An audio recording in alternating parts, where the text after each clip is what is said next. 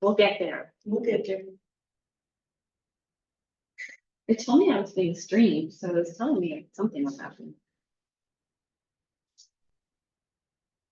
Okay. We have 9 pages, guys.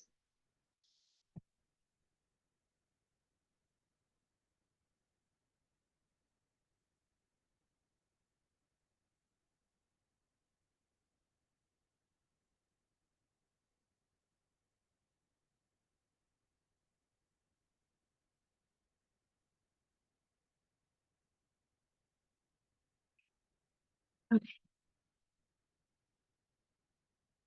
Anybody have anything? I move we approve the minutes.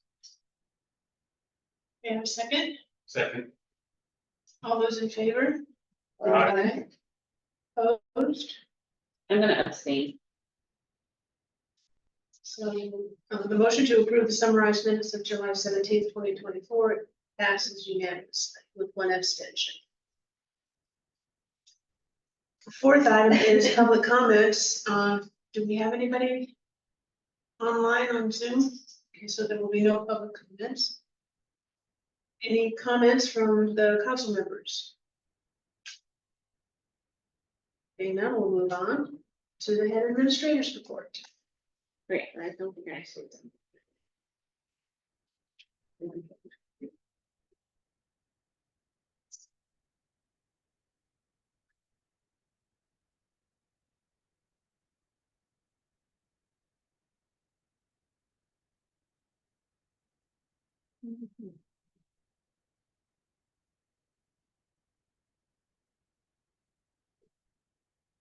Right, let me share it. Okay, thank you. All right, so our first item here is about student enrollment. I've shared our enrollment goals for the school year. Our goal is 425 students in July. Start the school year at 390 students, but like I had shared before, that oftentimes we see some shifts at the beginning where some people have registered and then they make some other arrangements and then we don't know until after school starts, which was the case. So we are at 384 students as of today. We did start the year fully staffed and we are still fully staffed, which is fantastic. We actually had truly the least amount of turnover than in the years since I've been here. So it was really fantastic. And I think that that's really helped us to start the year strong.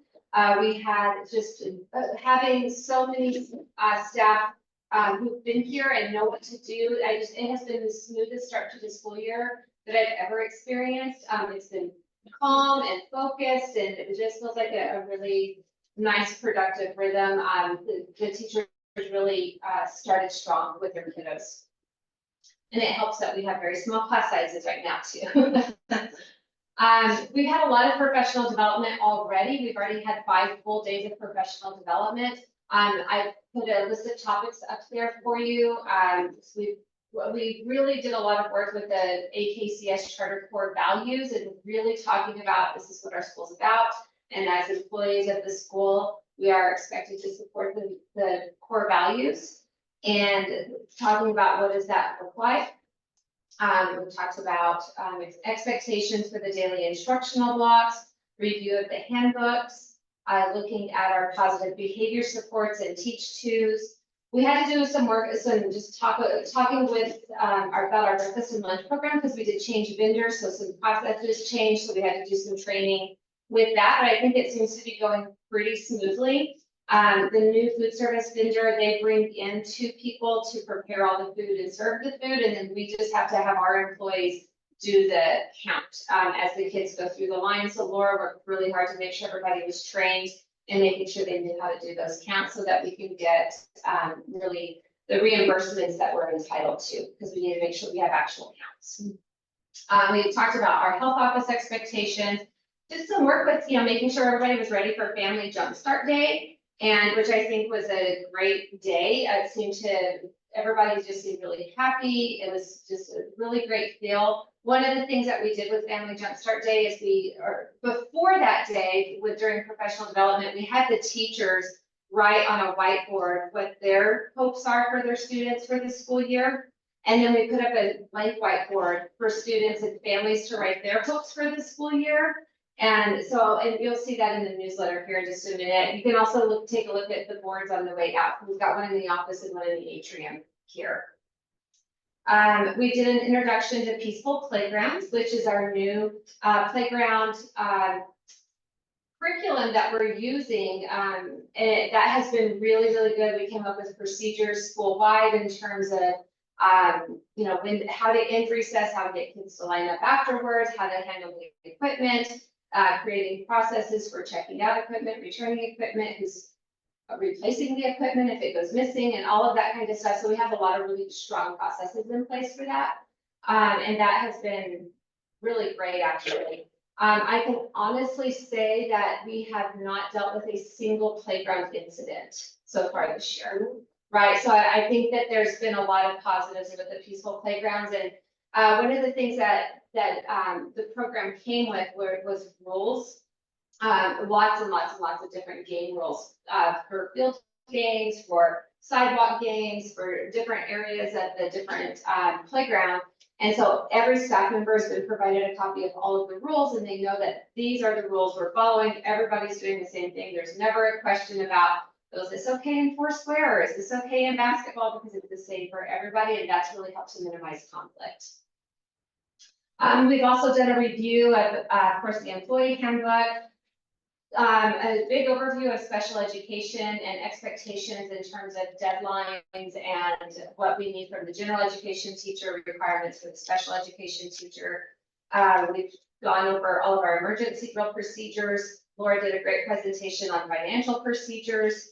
We've talked about classroom management. We've done a lot of team building, and at every single day throughout the 5 professional development days, we've provided a social and emotional learning activity that the teachers engaged in that they could then take back and do in their classroom with their students.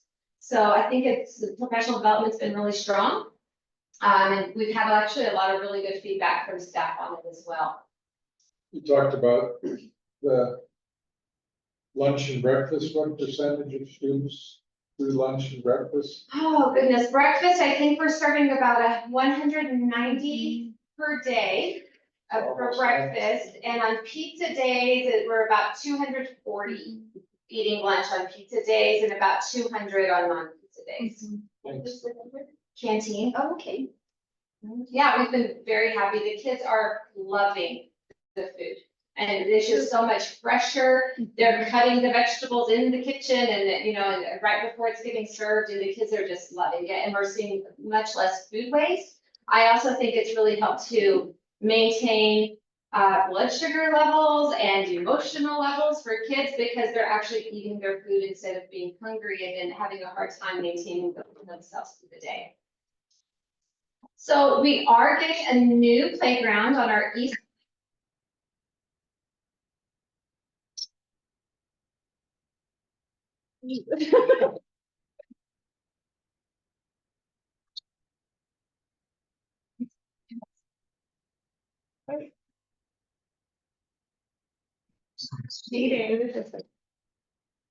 Yeah, way back when, in the very beginning.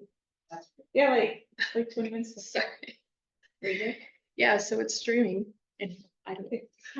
Great, I think we're good. Okay, so we are getting a new playground on the East Playground. It is with capital outlay money. The equipment actually just arrived 2 days ago. It's being stored at the moment. We have installation scheduled for winter break. Because it's gonna take 2 to 3 weeks to install everything on the playground and do all the work. So it's a big project, and it's really hard to keep the kids inside for that amount of time. So I'm working with the installers for winter break, and that way also we have less amount of time that we're gonna have to close the playground if they can't finish it all during the break. So very excited about that. The kids are gonna be super excited as well. It's a really nice project. So let's take a look at, well, we'll get to academic data. I'll just finish up important dates while Jimmy's on this document. We have another professional development day again this Friday. And then the staff gets to take a well-deserved break because we've been here 5 days a week, every week since we started. So, and of course, you know, we're 4-day week school. So 5 days a week for several weeks in a row, they get tired. And then we do have our first PTA general meeting next Wednesday at 8:45. The PTA board decided to do it right after drop off so that hopefully they can get some parents to stick around for that. They're just serving coffee and donuts and really trying to increase membership. They are having a classroom competition right now, trying to get more PTA members. So what they've done is the class that gets the most PTA members to sign up will receive $1,000 in scholastic dollars for their classroom, and then $500 for the class that's in second place. So they're really, really, really working to push membership this year. They have a lot of great plans in terms of events and a lot of really great ideas, but you got to have help for any of that to work out. Of course, we're coming up on Labor Day, and then on September 4th, another foundation meeting. September 6th will be our first 6th through 8th grade school day. And then curriculum night is scheduled for September 12th from 5:30 to 7 o'clock. And then if we could just switch over to the academic data.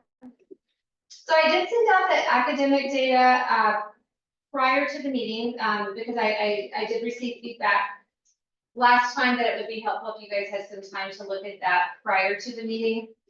So hopefully you had a chance to look at that if you wanted to. This was the data that was not available in July because the system had closed down as it was trying to get ready for the new year. So what we are looking at right now is specifically reading. And for grades kinder, first and second grade, that data is coming from iStation. iStation is a state assessment that is required for PED. We give that to students in August, December, and May.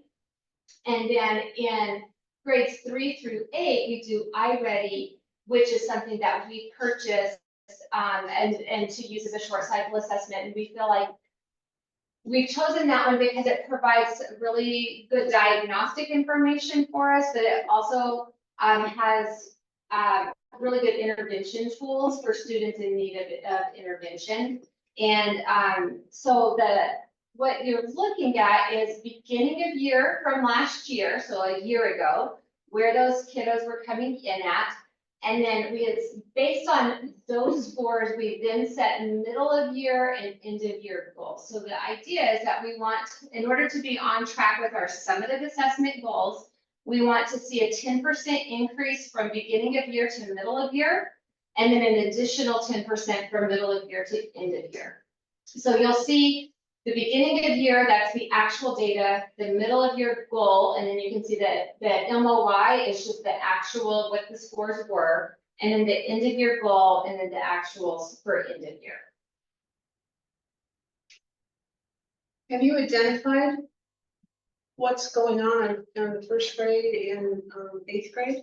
Yeah, so 8th grade, we have talked about that. We believe that's lack of engagement at the end of the year for 8th graders who are ready to go into high school, and they're just kind of done at that point.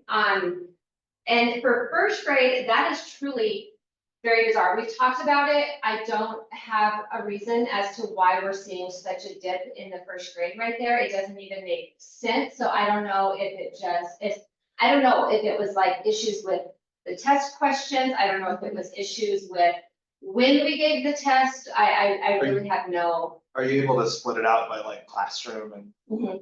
Yeah. And it's like the same Yes. process. Are the questions the same all 3 times? So the test is what's the word? Where it adjusts. Yeah, so like based on how a kid responds, it's going to adapt and either give them a harder question or an easier question. So then the test either gets harder or it backs it down and gets easier. So it's adaptable. And so the questions will vary, but it still pulls from the same bank of questions to see how they're doing towards those first grade standards.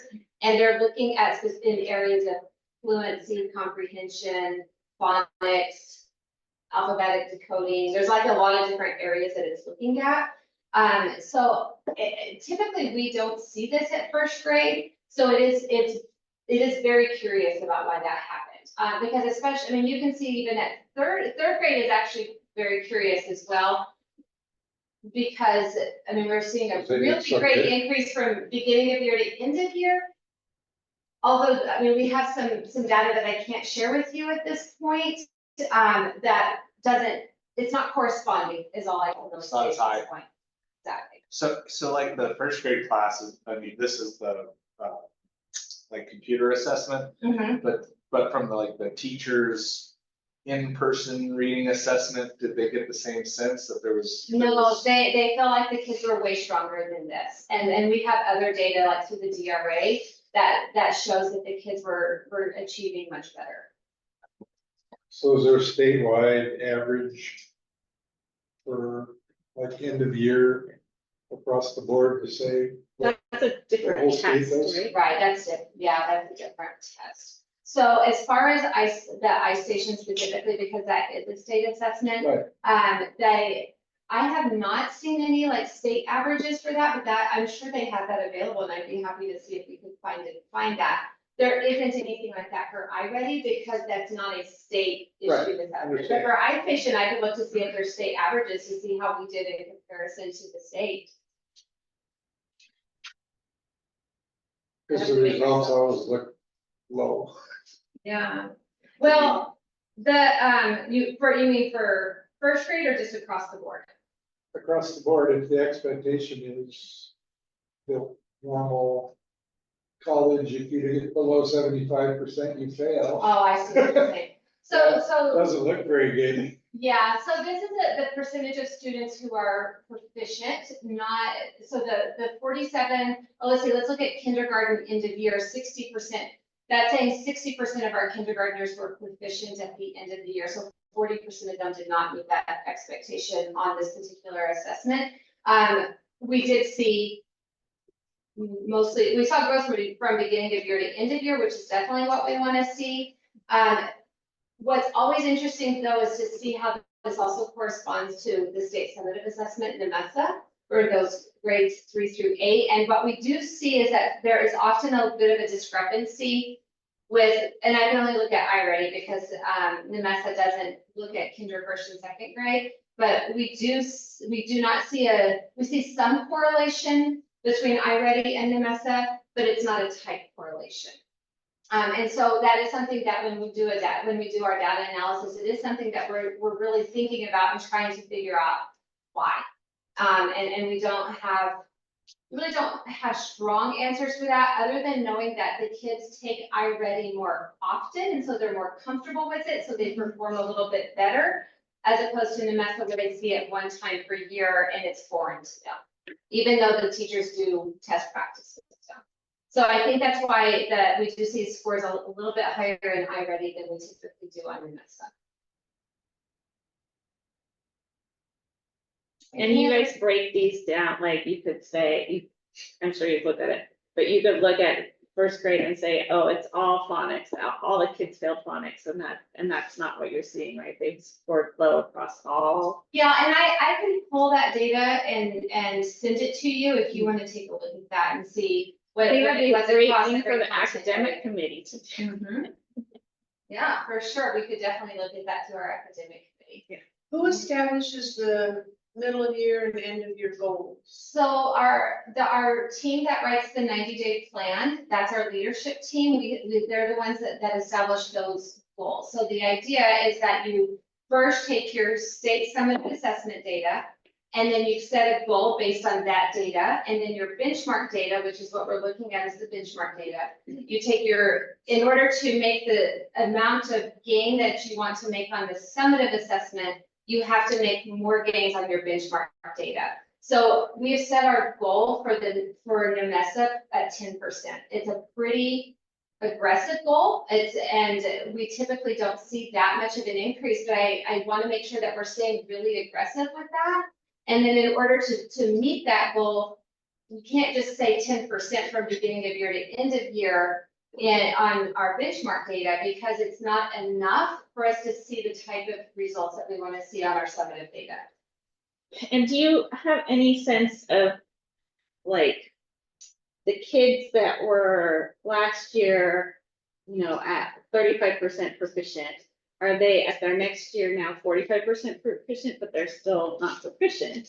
Yeah, looking Right, at that cohort data. Yeah, like Mhm. that's what I'm So really. we had, breaking it down to the individual student is very time consuming. So we break it down to the grade level cohort, and we look at that grade level cohort from 1 year, as maybe the third graders 1 year, fourth graders the next year, fifth graders the following year, to kind of look at that trend for them. And typically, we do see that they are continuing to make growth. And especially when I look at like their end of year at third grade compared to their end of year at fourth grade, we're continuing to see growth every year. The next page is a breakdown of the subgroups. And this is only looking at beginning of year versus end of year. It was too much to try to break it all down like it was for grade level. So I just looked at those two, and it's an average between iStation and iReady. So I took like our students with disabilities on iStation and iReady, came up with that score at beginning of the year, and then did the same thing for end of year, and so it's an average of both. Our EL students, those are our English language learners. That's a subgroup that we're continuing to really talk about and really think about. And in fact, we had a meeting today, and we're really talking about how do we support those students. One thing to keep in mind is we're in that data set, we're talking about 19 students. So it's not a large population, but it is a population we want to make sure that we're not neglecting, and that we're really thinking about how do we support them to make the academic gains. What it's also important to really keep in mind with that is they're also acquiring English at the same time, and language acquisition, when that's happening, kids are going, any individual, when you're learning a second language, you're going to acquire social language first, and then you start learning academic language, then you start learning more of that academic content. And so because we're not a dual language school and we're a full immersion school, we're dealing with that language acquisition piece. And so it's not unusual to see our EL students scoring at this level, but we want to make sure that they're still making gains, and we measure that through that AKCS test, which is a measure of language proficiency. Is that once a English language learner learns English, like, by fourth grade, they were proficient at English, would they still be an English language learner and show up here? Or would they be removed from that average? So it depends. And so if they have to be fluent for a certain period of time before they're exited. Okay. And so we're still monitoring them for a couple of years. So if they did really great, then they would be removed from this and you wouldn't see that. Right, they would no longer be in that subgroup, exactly, because they would no longer be classified as an EL. Which makes it tough to see a lot of growth. Exactly. Yeah, and the same is true with our students with disabilities. All right, because once they get to the point of being proficient, they're exited in service, and so we don't see them in that. Well, it depends what their disability is, right?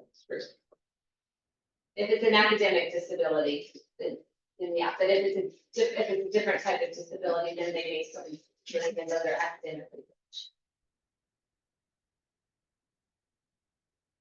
All right, the next category is math. So you can see our first graders did really well here. And typically we see that with reading and not math. So it's very interesting. And I really don't have, I mean, it's awesome that we're seeing this. They're gonna be a bunch of engineers. That's right. It's put that maker space. That's what I'd like to see. Our third grade group also, they started out pretty low. So that third grade group, that is the group of students who were kindergartners during COVID. They were the kids who did not have that in-person kindergarten experience, and they were some of those kids never went to preschool either. Or if they were in preschool, they didn't get to finish preschool. So we are seeing, that is the group of students that we have been tracking when you've asked Jenny about how are they doing from year to year to year. that is the group of students that we are not seeing as many gains with, but they are also that is also that grade level of students that was struggling with behavior and social interactions as well. And so they're making gains, but they're not as quick as some of the other grade levels. But I feel like last year they were barely making gains, and so Yep. it's very encouraging to see that they're actually making gains. Exactly. In the 8th grade, are you getting a lot of students that are transferring to other schools? So you're getting. Yeah, and we see that at 7th and 8th grade, we get a lot of kids transferring in at 6th, 7th, 8th, and so those are kids who haven't been part of what we've been doing here in elementary, and so they're coming for various reasons, right? And so, but not having kids, not being able to have those kids here from kindergarten on, it really, it's different for them, and you can see it, especially at 8th grade. Any chance of giving the 8th graders their test early? Like Yeah, in March? I think the state is actually unfortunately pretty consistent with the test that was given a month earlier. Okay. All right, and then the next page is that breakdown of the subgroups again. So how does the breakdown of the subgroups have you do whatever we need to do for Yazzie Martinez? Yeah, so, so we're looking again to see, are the students making growth? And like you can see with our students with disabilities in those first 2 columns, pretty good growth from beginning of year to end of year, but our EL students, we didn't see growth. So that's concerning, right? We should, ideally, everybody should be making some growth. So that's something that we look at. Our economically disadvantaged students and Native American students, those are also named subgroups in the Yazzie Martinez lawsuit, and those students are also making growth from beginning of year to end of year. I was surprised to see the English language learners didn't make any growth because it's, reading is a lot more challenging, but you think that, there's the, examples that you show on the board and you're like counting and stuff. And 2 is a 2, whether it's in Spanish or in Yeah. English. Math is a universal language. Yeah. Right. But math is also very language based, especially in the younger grades.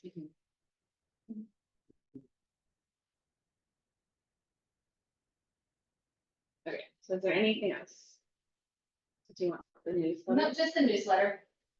Like with math like that and the English language learners and looking at that progress, have we thought about implementing more, I guess like physical, like counting and what do you call that? Manipulatives? Manipulatives, there we go. As a result of that, is that something you guys have already? Yes, we do. Okay.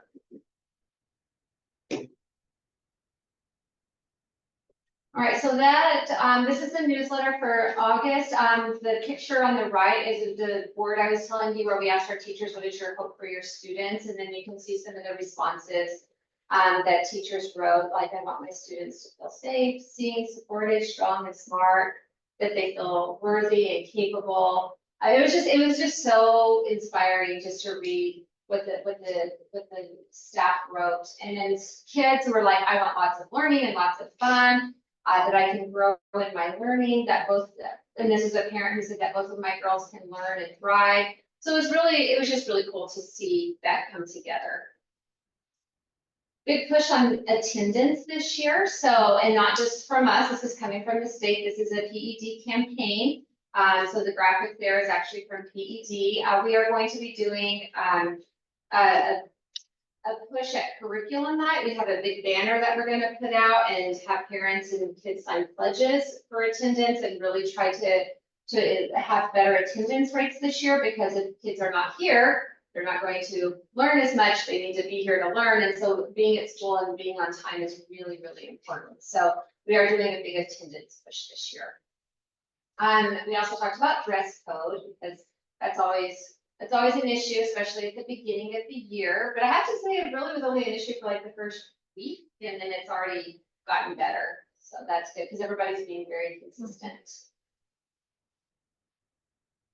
And I think there's one more page, Jenny. Yeah, the legal shoes. And then, student drop off and pickup, this has actually been our biggest issue so far this year. We've sent out lots of messages. We're continuing to have various issues. We're even at a point where we're wondering if we need to close the walk-up gate, which I don't want to do, but we have so many safety issues right now because people are not following the rules. So we're just, and Anna, Danielle, and I are out every day, morning and afternoon, monitoring everything, trying to get things to flow as quickly as possible. But we're still having pickups, and usually by this point in the year, a lot of it's smoothed out. So we're still working to get that cleaned up. So even though the newsletter went out, we then sent out another email reminder, just trying to get everybody to help us out with following the processes. What do you attribute that to? Like, I wondered, is it, you have parents who maybe are more used to the buses or other things and I or think they're now maybe more of a hurry to get to work? It's a Maybe. schedule. it could be, yeah. I mean, we're seeing it at drop off, and now since you probably saw the email go out, is it end of last week, maybe at the beginning of this week, I can't even remember. So that's actually getting better. Drop off is not near as hectic and crazy as it was. We're seeing people follow the rules and escort their student to the gate and not just drop them off in the middle of the street. And yeah, we had parents, yeah, it's been kind of a mess. Now our pickup is pickup in the afternoon, but I don't see it as a parent issue, it's a staff issue. So we're working on cleaning up some processes within the school to make sure that that's running a little more smoothly internally. What percentage of activity would you say is that walk-up gate versus everything else versus the car pickup drop-off? It's definitely not as busy. There's not as many people. But considering that it's not as many people, but it's caused more problems, that's concerning, right? And the issue is because we have people crossing back and forth. We have to stop the car line traffic to let people cross, which is not a problem. We've always done that. But as long as people are following that correctly, it's pretty smooth. But the biggest issue that we were running into is parents were parking at local businesses or in the middle of the street and dropping their kids off and letting them cross without adult supervision, and which is a huge safety issue, right? And then they were letting kids off and on campus before 8:30, but we didn't have staff on duty to supervise kids, so kids were running around, and which is another safety issue. And is part of that from the lack of morning busing? No, I think it's that parents need to get to work, and so they need to drop their kids off and they don't want to put them into before care. Yeah, but before care has definitely increased this year. We actually have way more kids in before care than we do after care this year, which is a flip flop from what we've ever seen. But I'm not surprised with the 10-minute shift. Have you suggested to PTA to put together a carpool database? They did it in a pre-COVID, they had a carpool database. If you want Yeah. a carpool, and that would decrease the number of cars that are having to come, and you can figure out who else lives in your area, since that can be hard to figure out. Okay, yeah, thanks for that. I'd forgotten that we had done that. How much feedback did you get regarding the busing changes? Nothing. Everyone just said, It doesn't look, Yeah. attendance was, good. Yeah, Okay. it didn't impact attendance on the buses. Parents weren't even upset that there wasn't a morning bus. I think they were inconvenienced, but then it's kind of smoothed out. Did you guys read the APS is having a big fight with Herrera? yes, There's There's a lot going on lots there. going on. saw it in the paper. How was the response to the survey regarding bus location?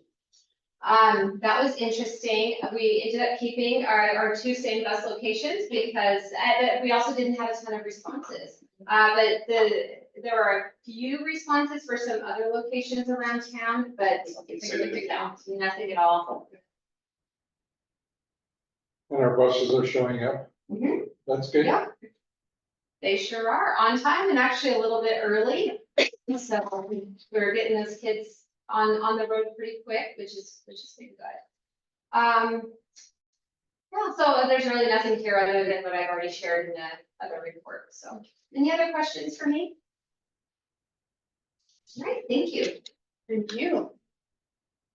We'll move on then to reports from invited guests. It is my understanding that Christy's going to do the foundation report. Okay, So, we did meet recently, with the foundation and Anna and Danielle are gonna have to help jog my memory. But we did, we talked about the strategic plan. So the strategic plan committee had sent the foundation, their portion of the strategic plan. And so we did talk about that and I sent that back to Jenny. It looks like you're getting ready to pull that up. So, Yeah, I have it later as an agenda item. oh, you do? Okay, Yeah. perfect. So Okay, yes. excellent. 18. And what else did we talk about?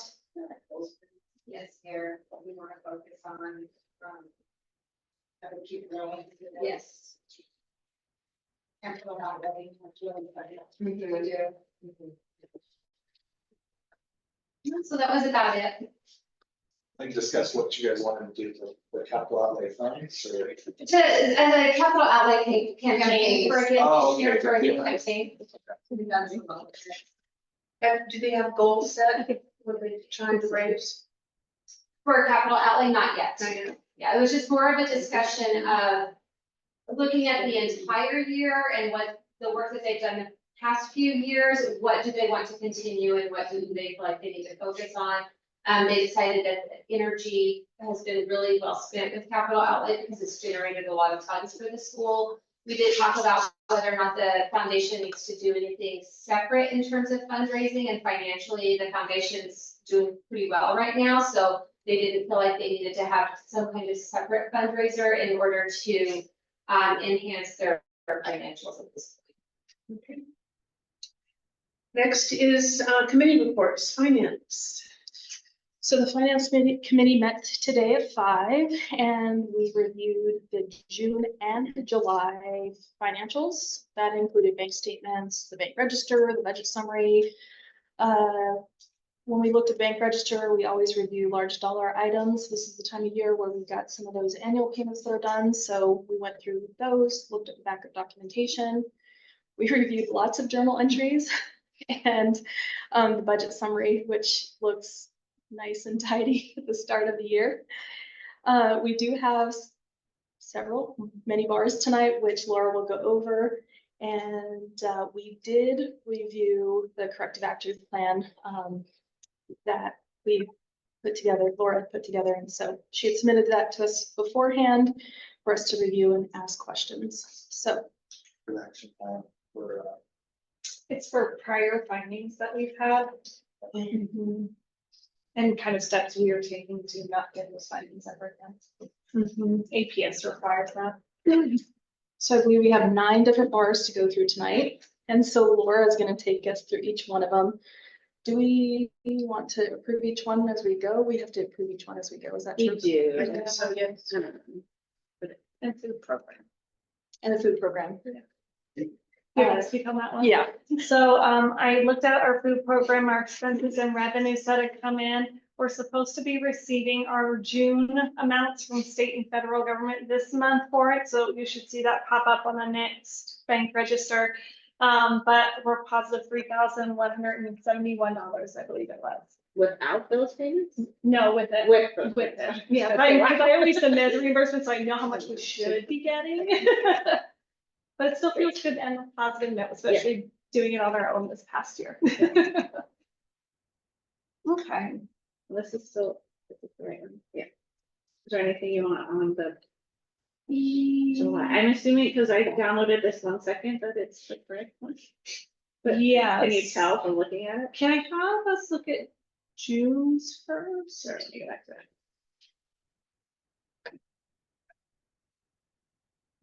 Sorry, you guys. It's okay. You're okay. What is it? I don't think it's sure, but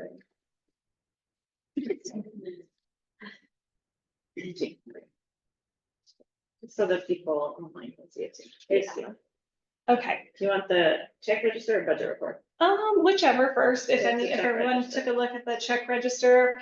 Again, you're probably gonna see some employee names on there, and again, new hires that we have, it's background check reimbursements for that, that's always $59.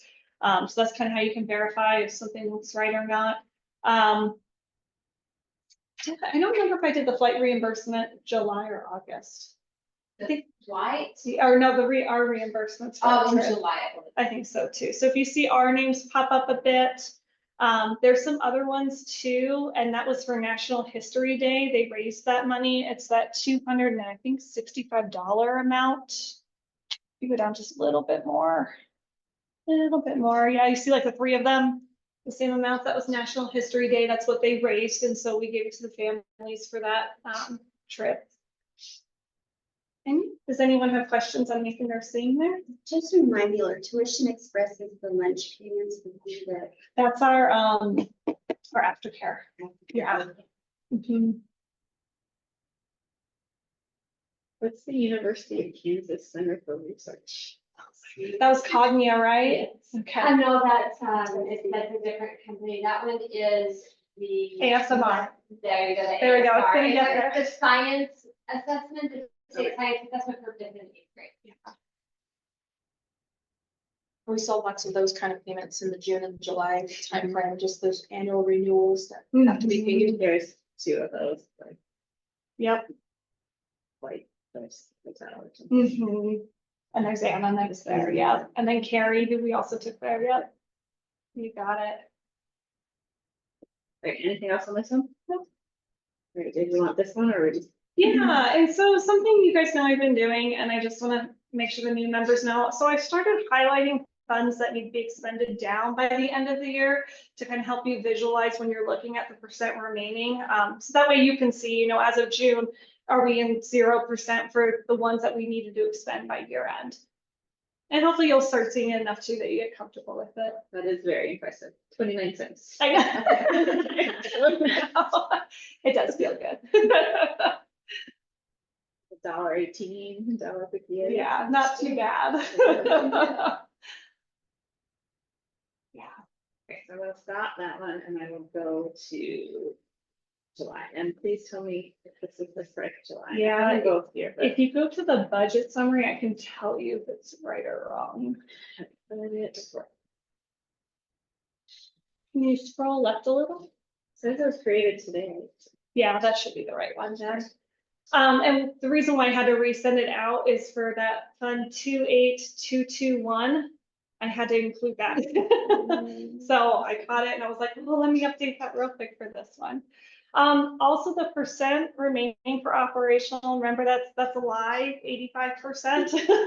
I didn't encumber all the jobs for the first payroll until August. So you're not gonna see that until next month's budget report. So this one, it just looks much higher because I haven't encumbered any salaries or benefits on it. Mhm. Do you can remember what the amount was you budgeted for salaries? You're like, okay, we're just gonna use it. No, that's a good idea though, for me to start doing it. And then the check register on that one, again, you might see a few employee names again. Those might be any straggling background checks we had right at the end. How long are the background checks good for? 5 years, right? Yeah, 5 years. Yeah, like a few of those people at the end, yeah, were background checks. If yours is fixing to expire, somebody will let you know, right? That's me. Just making sure. It's me, I have a whole spreadsheet. Okay. And yeah, we are using Precision Janitorial now instead of Jana King. So you'll start seeing them pop up more for the janitorial stuff than Jana King. So, oh wait, yeah, we can say this. The background check thing, though, we were talking about that. That's not a requirement of the board anymore. It's never been a Is there requirement a requirement? because we're not alone with students. Unless Okay. we're volunteering in a classroom in certain circumstances. For some reason, when we were going through the training, I thought it said it was requirement and yeah, anyway. I need it anyway, but Yeah, I Yeah. have to do it because I volunteer in Yeah. Orange Show, so, yeah.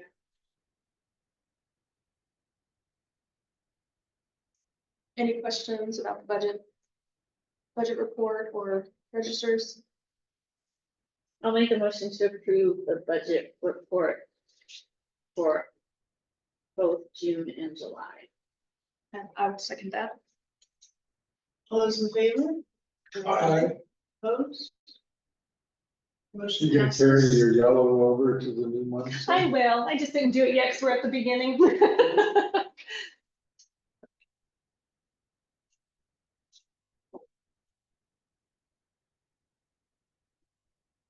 I think this is the one that ends in one. Yes.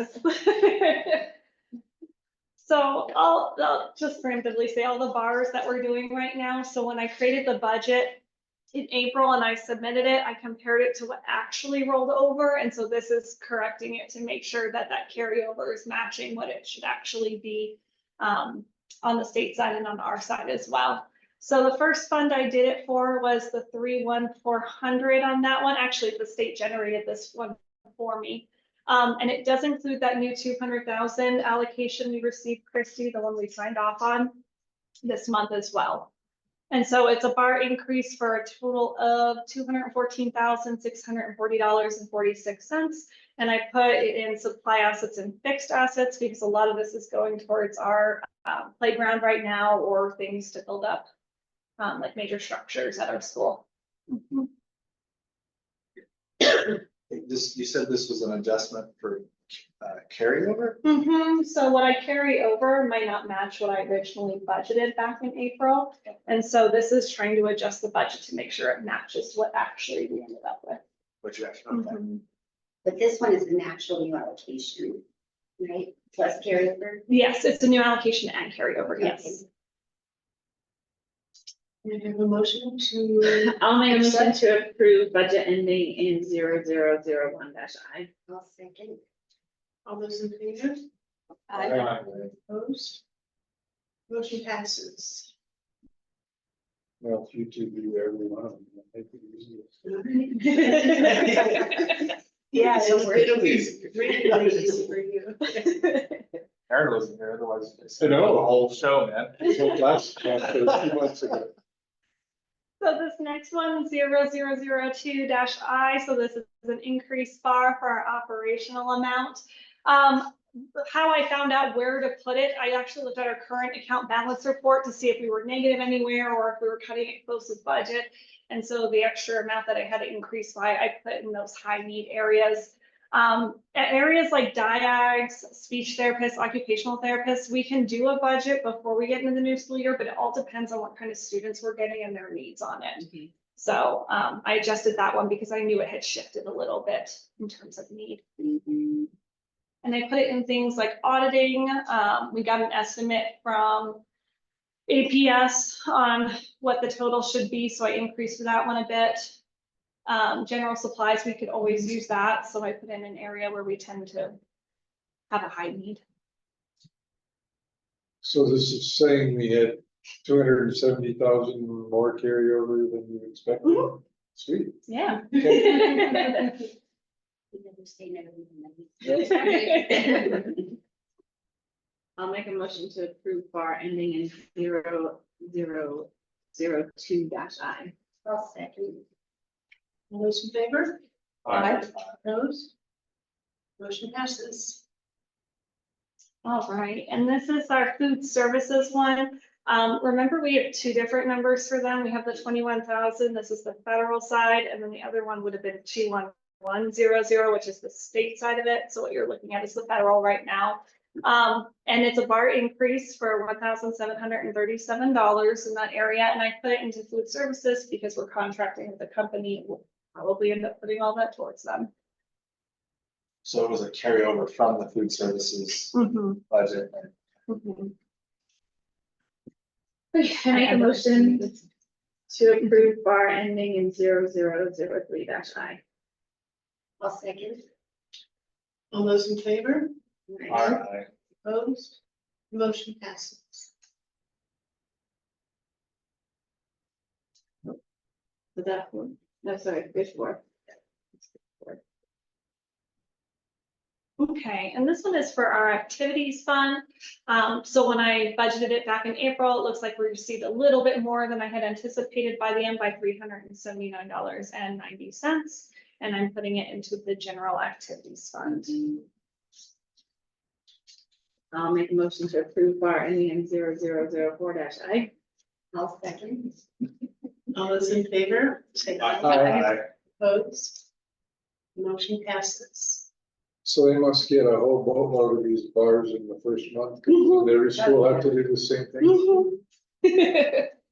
I even looked at past years to make sure I'm on track too, don't worry. But it's not me, it's right. A really dumb question, and if it's more than a one sentence, we can talk afterwards. How do you, what makes you have to do multiple bars versus just doing like a couple that have all of these in it? Is this? By fun, right? Oh, my God, okay. Yeah. So if a bunch of different funds don't match, we have to do it for funds. Yeah, I can't slap like a bunch of funds in one of these. Yeah. So for Medicaid, yeah, it is. Yes. Medicaid, this one, I submit claims, quarterly claims on this, but I'm never quite sure how much I should be getting back on it. So Just let you know in August. exactly, and I mean, we've gotten things where it was like 2 years ago, it was an award that we're getting now, so it's kind of hard to keep track of. So this one, I kind of just went off the projected the account balance when I did the budget. And I needed to increase it by $6,432. And I put it into support services and so, both general supplies and supply assets, because our nurse typically uses this. I know you've asked in the past, what else can it be spent on? And I'll still research that, I promise. But right now I do know it's nursing supplies. Yeah. Okay, I make the motion to approve bar ending in 0005-I. I'll second. All those in favor? Aye. Opposed? Motion passes.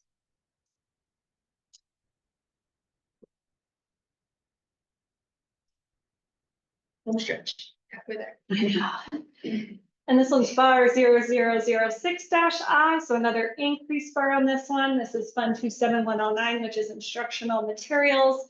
I had anticipated that I thought we might have spent this by the end, but we didn't. So we have $7,040.66 that we need to increase the budget by. Is this the one from a few years back? Just designate that first. Yeah, getting spent down. I think there was the 14,000 last year and we did spend that down. Yeah. No, this is the new one. This is a special appropriation. Yeah, I think we just got this one last year because I know we had 14,000 in it the year before and I spent that down ASAP. So, but with the cash balance, because I know the other, the one we're referring to, like the geo bond, like it's just an allocation you build for it, like you have to get the quotes. This is. I don't think so, but I'll double check that. Yeah, So you had no present budget because you thought it would get all spent? I did. Well, you're kind of the dilemma because you get instruction materials through operational that you do have to spend down. Yes. So you kind of want to get that first, but then we can. Right. work with This is- the training. Yeah. Okay, I'll make a motion ending it to approve bar ending in 0006-I. Second. All those in favor? Aye. Opposed? The motion passes. Okay, and then bar, what are we on? Sorry, 0007-I. This one is 31600, so it's our HB 33 fund. This one we spend on our lease, and I had to increase it by $115,427, and I'm putting it all towards the lease expenditure code. Why did we have 115,000 left if it was just going to the lease? Because it rolls over every year. Well, and it You also, don't use it all for the lease. Yeah, but she should have budgeted that way. well, because you get it monthly though, the allocations for it. So I don't know exactly what I'm getting monthly from the state. I have to look at the tax collections from Burnco, and that's how I know how much I have. So it changes every month. How much you get. Yes, yes, Oh. it's Yeah. that consistent. Okay, Yeah. thank you. Yeah. So when we go out and spend more money in our county, then we get more money to the school, right? Yeah. Okay, so I'm gonna make a motion to approve bar ending in 0007-I. I'll second. All those in favor? Aye. Opposed? The motion passes. Okay, so then bar 0008-I. This one is our SB9 amount, so it's similar to HB 33. We can kind of predict maybe how much we have, but this one I under predicted and I had to increase it as well. I put it in areas such as software, which we've used it for in the past, but we really used a lot in supply assets and fixed assets. So I put the majority of that amount in those codes.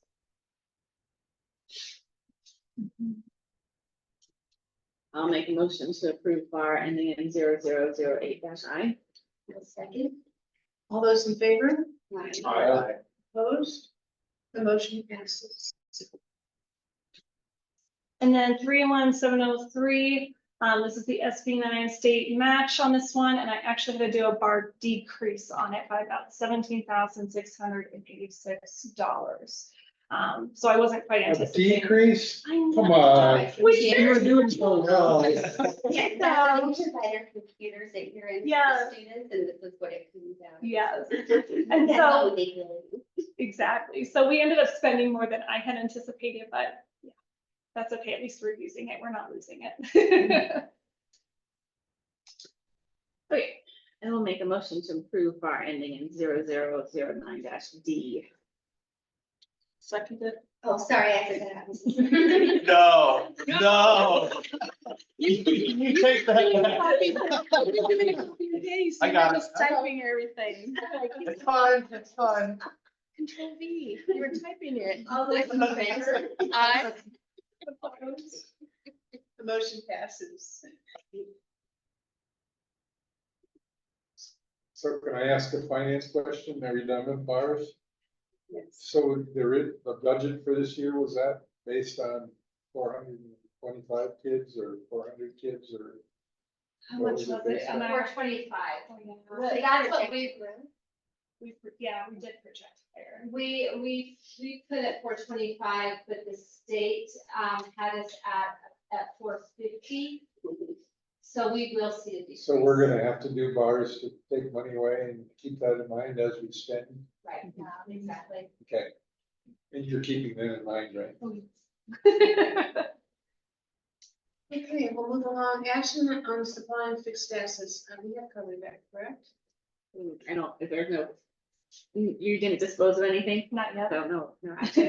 So And action on finance report for June and July. We did Yeah. that. Fixed assets, did you get the certification or the fixed assets, or you did it in June? That we certified that we saw it? We Yeah. did that, Yes. I think it was in June. Yes. We definitely certified, when we did. Jason came and gave his report, we certified the completion of that, Okay. of the self-audit and the big gotcha. Sorry, I had to think. That feels so long Yeah. ago. Yeah, it seems like it doesn't. So item 8B, nominating and council professional development committee. That's my report. I'm happy to report that our two newest members are almost completely done with their educational requirements. Good job. And, they've done the 10 hours and they're working now to finish up the checklist and I take it you got access to the Dropbox? I don't. You don't? No, so I Okay. need help with that, yeah. Okay, because I tried to give you access. No, I know, so I got all the documents, sends me notices, but for whatever reason, I think because they have me on marker labels, like, system. Okay, come see me after. Okay, yeah, maybe on my phone, because that's not. I don't, okay, yeah. Yeah, they did something. What, you just have to Yeah. give me the right email address that's associated with your Dropbox account. Okay, I think it's the Gmail. Okay, so Yeah. yeah, let me know which one that is, and I will add it to you. right after the meeting last month, I added you two to the PED mailing list. So you should be getting things from Missy as it pertains to any educational opportunities and other things that she feels important for us to know.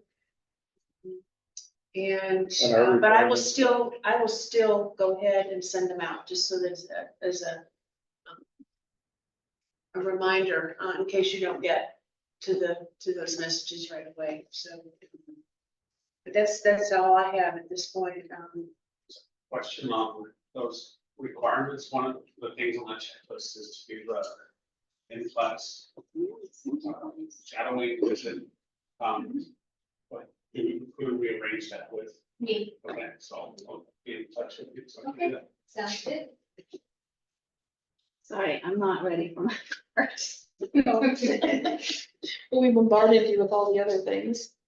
We were supposed to get this done while you're Christie, gone, so. Yeah. Would it be better or worse for a teacher if if more than one of us went at a time? like to the same class?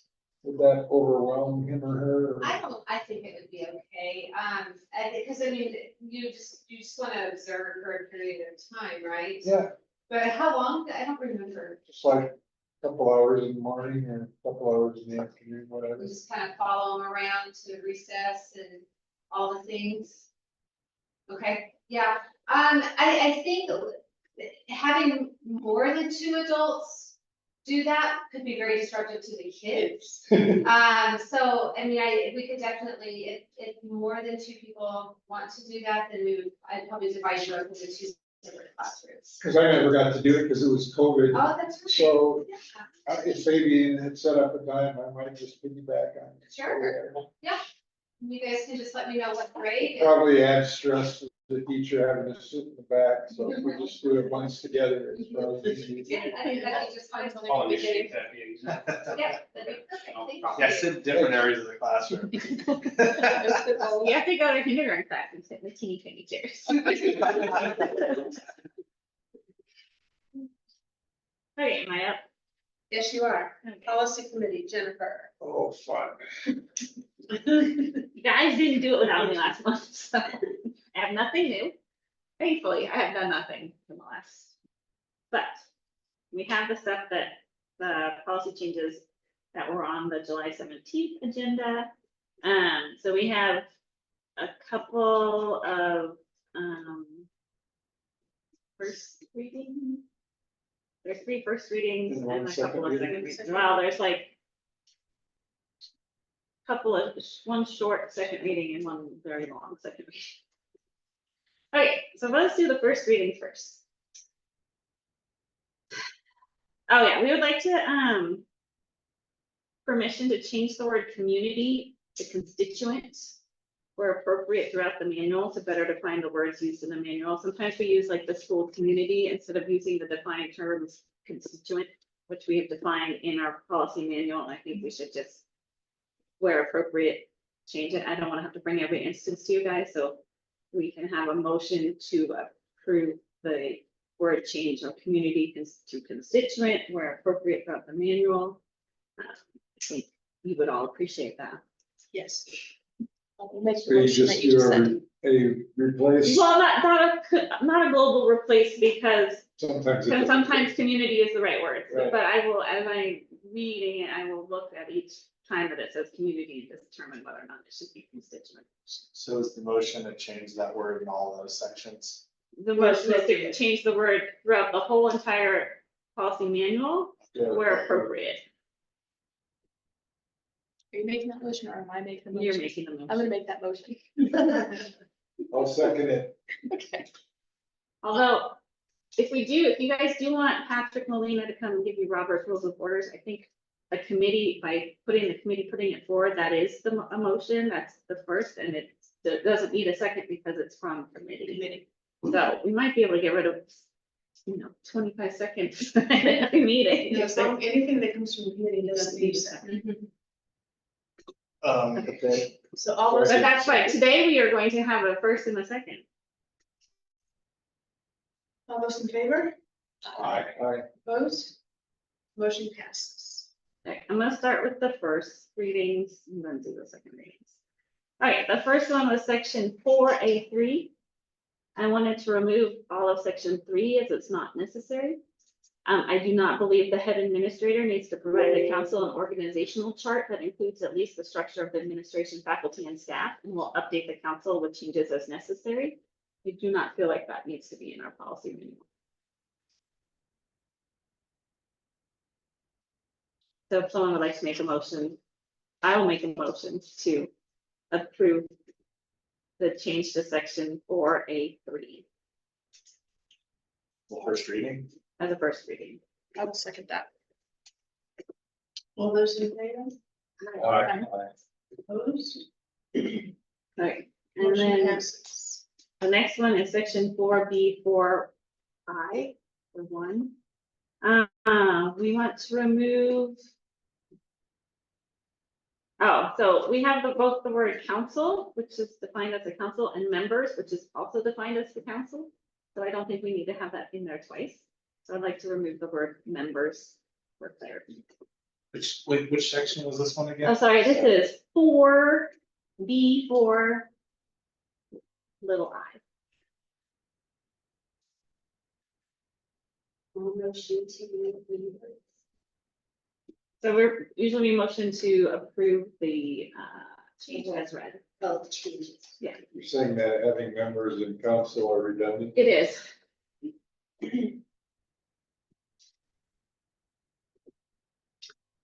Okay, and We finally, need a second. oh, wait, so someone needs to start. I just want- Do you want a second? I'll second that. All those in favor? Aye. Opposed? Motion passes. All right, and then I think my final first reading is section 6F. I would like to remove the reference to section 4.22 in case that moves somewhere in the family handbook and it's no longer 4.22. We don't have to like make sure we have do this two reading thing every time that changes. So I would like it to read, I think it's supposed to just read section 4. I'm sorry, I crossed out too much here. Section 4 of the Alice King handbook deals with the, no, it doesn't want to do it if it's not the one. There you go. Section 4 of the handbook. Section 4 of the Alice King Family Handbook dealing with bullying and bullying prevention are incorporated herein by reference. So I will make a motion to approve section 6F, the change to section 6F as a first reading. Second. All those in favor? Aye. Opposed? The motion passes. Okay, here's the easy second reading. Hold on.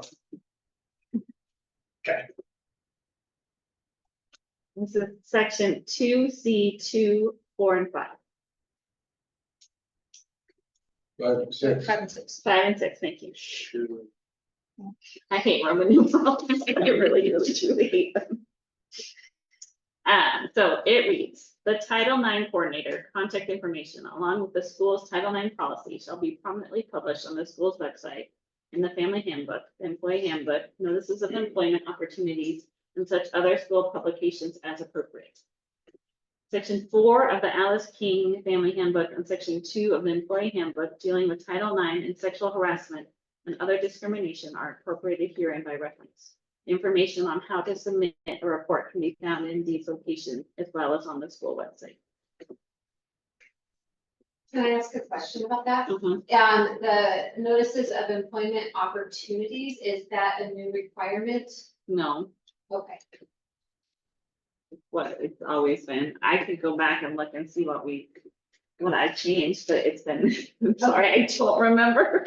Is that like the Changed equal that opportunity in stuff May. you post in break rooms or something, or what is that? Let's see. I think that's like if we are advertising for a job position. Okay, so in June, what it said, we took off the employment application, so it does not have to be on the employment Got it. application, Okay. but it still that needs was to be changed. noticed on employment opportunity. So that's what we got rid of As appropriate. as appropriate. Okay. So can I have a motion to adopt policy manual change to section 2C2, 5, and 6? So moved. Second. All those in favor? Aye. Opposed? The motion passes. Now you get the fun one. Now we get the terrible one. No changing it again. No cheating, guys, unless there's a problem. But this is our volunteers at Alice King. Section 1. AKCS welcomes and recognizes the vital role of volunteers. The vital role volunteers have in the success of our school. We encourage voluntary service of qualified, interested individuals. 2, the purpose of this policy is to comply with the requirements of the Public School Code and the New Mexico Public Education Department regulations for use of school volunteers. 3, AKCS head administrator has the sole responsibility for selecting, managing, and enforcing school policy and procedures when selecting and supervising AKCS volunteers.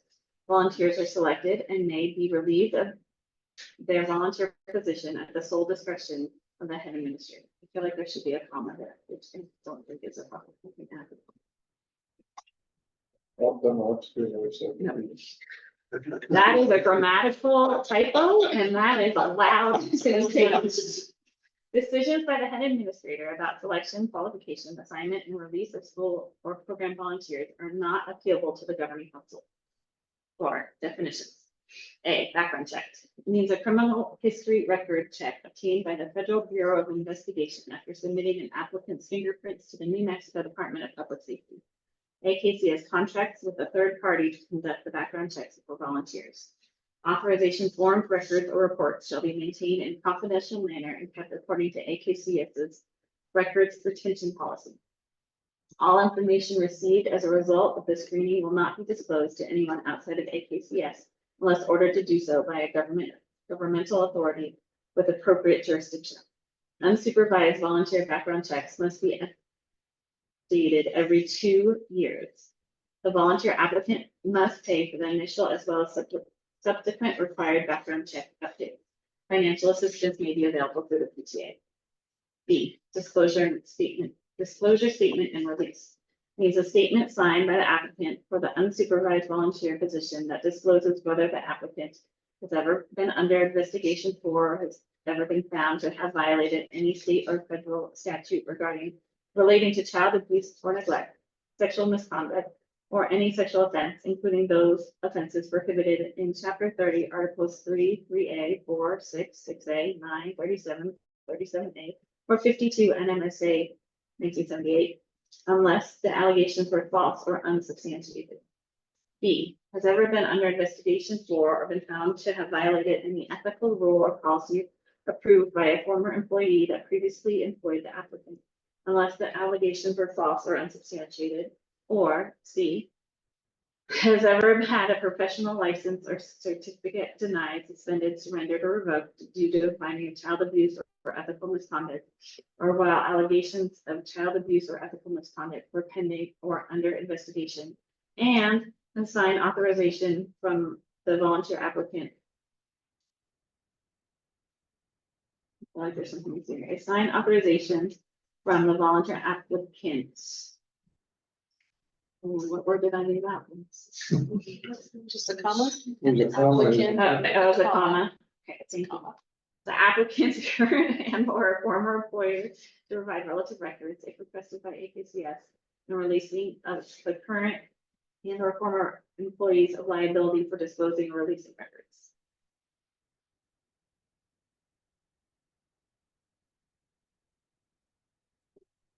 I think from the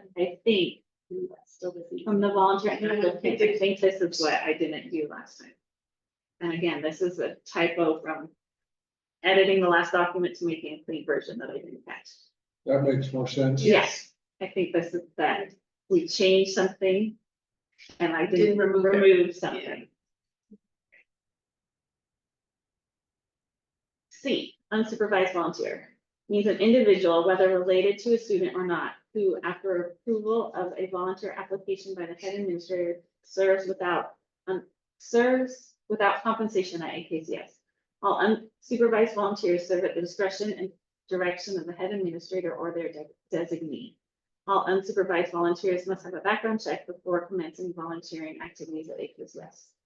D, supervised volunteer means an individual who agrees to fulfill an urgent or temporary need at AKCS without compensation that does not have a regular assignment at AKCS. Supervised volunteers do not require a background check if they are supervised by an AKCS employee at all times while in the presence of AKCS students. Examples of a supervised volunteer are those who may assist at a specific school function where other AKCS employees are present. All supervised volunteers serve at the discretion and direction of the head administrator or their designee. E, volunteer application means the application completed by an individual seeking to volunteer at AKCS, and that includes at minimum the individual's work history and disclosure statement and release. Volunteer includes both unsupervised and supervised volunteers. Work history means a list of the applicant's current and former employers where the applicant was in a position involving unsupervised contact with children or students. 5, application process for an unsupervised volunteer Interested individuals must first complete the mandatory volunteer training, including an application form. 1, interested individuals will be trained on the scope of a volunteer assignment at AKCS. 2, during the training, the head administrator or their designee will describe the available volunteer positions. 3, mandatory training must include training in the detection and reporting of child abuse and neglect, ethical misconduct, professional responsibilities, sexual abuse and assault, and substance abuse. The volunteer must complete this training prior to beginning service. B, the head administrator or designee will review the volunteer application statement and follow up on references at their discretion. C, additionally, the applicant is required to obtain a background check at their own expense. Information on how to obtain the background check will be provided at the volunteer training. D, if the head administrator determines that the applicant has the qualifications to volunteer at AKCS, the head administrator or their designee may extend a written invitation to the applicant.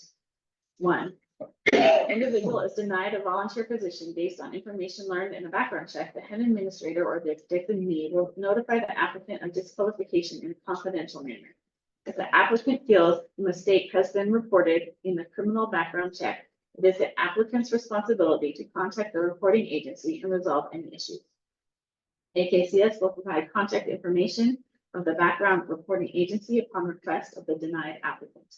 AKCS and its employees are not responsible for errors or omissions that may be reported on background checks. 2, the applicant shall be provided with a reasonable time to present corrected information to the head administrator and request reconsideration of any decision to deny the volunteer position. The head administrator's decision to deny an individual a volunteer position is final and not subject to challenge.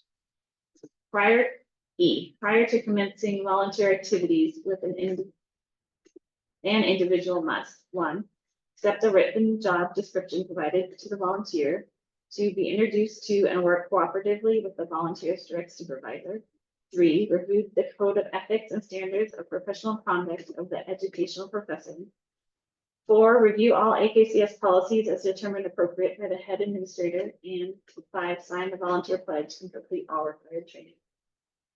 Refusal to complete the above stated requirements may disqualify the volunteer from beginning or continuing service. 6, administration's responsibilities to unsupervised volunteers. A, the administration will 1, endeavor to provide clear directives concerning volunteer assignments and activities. 2, place volunteers with a supervisor who provides clear directions and expectations of service. 3, provide access to policies and documents necessary to ensure the volunteer understands the expectations of AKCS. 4, provide a safe place consistent with laws, regulations, and policies to provide the volunteers services. 5, inform unsupervised volunteers of emergency procedures. 6, advise unsupervised volunteers that their activities may create liability for AKCS and that compliance with the school policies and procedures is mandatory and that failure to do so may be grounds for terminating the volunteer service at AKCS. 7, inform volunteers that ethical standards apply to them as they do to all regular school employees.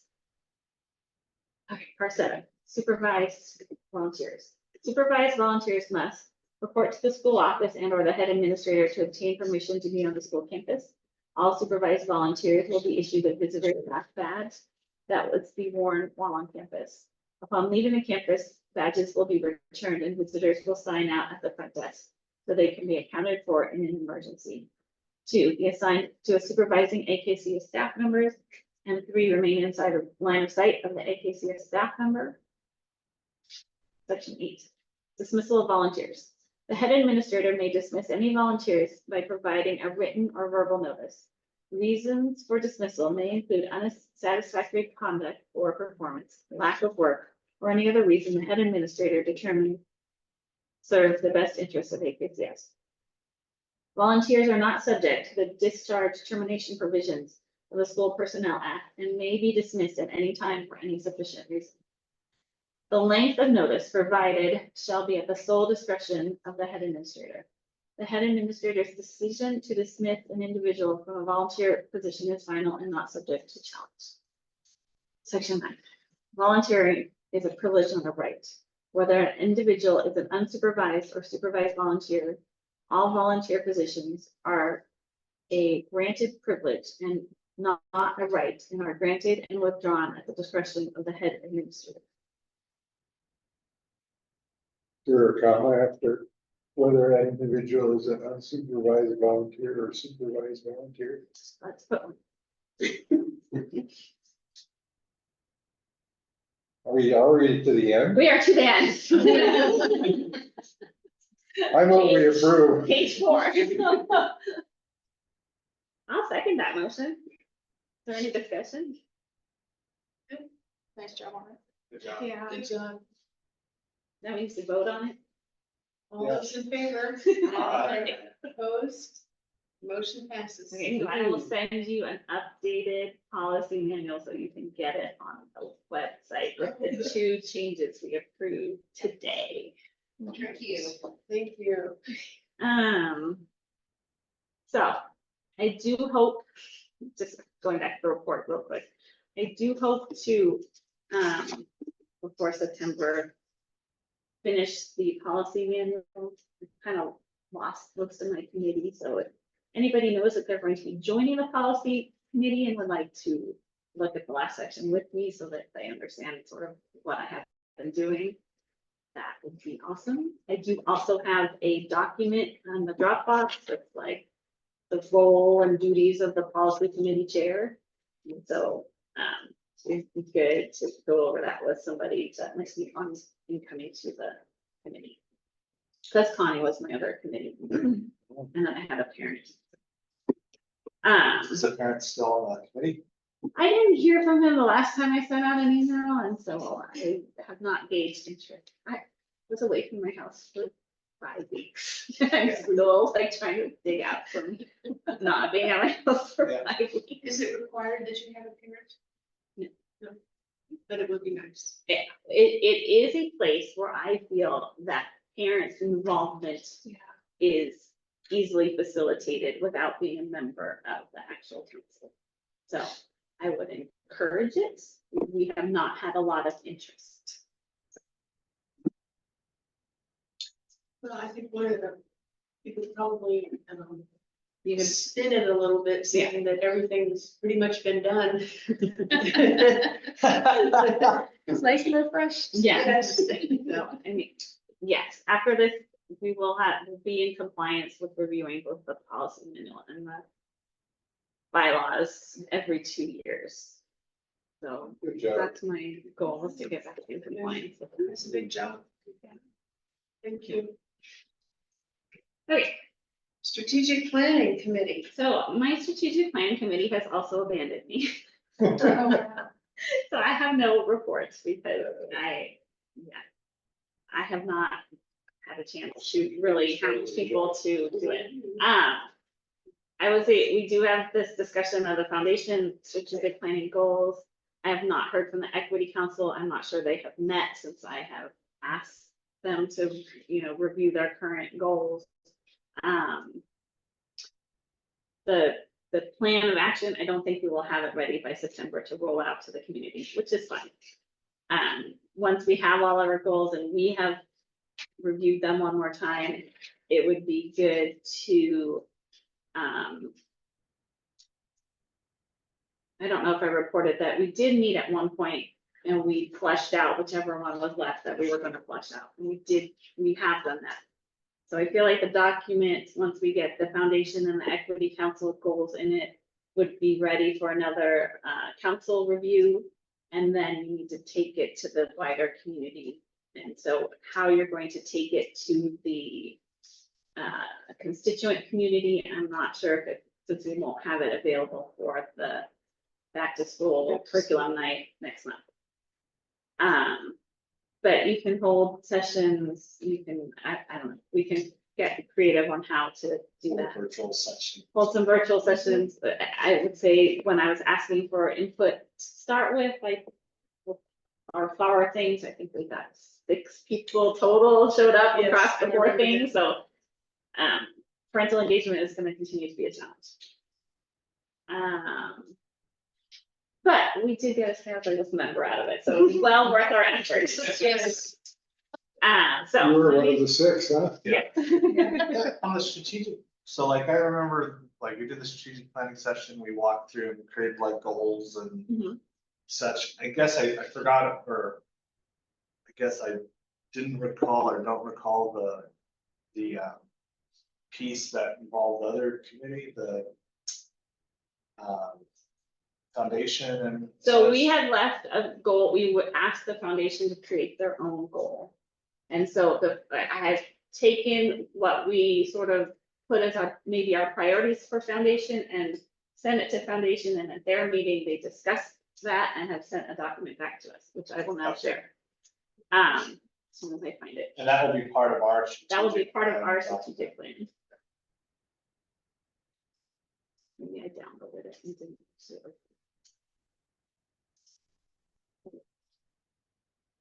Okay, so here we go. Let's find, oh, I'm not sharing with the Zoom, hold on.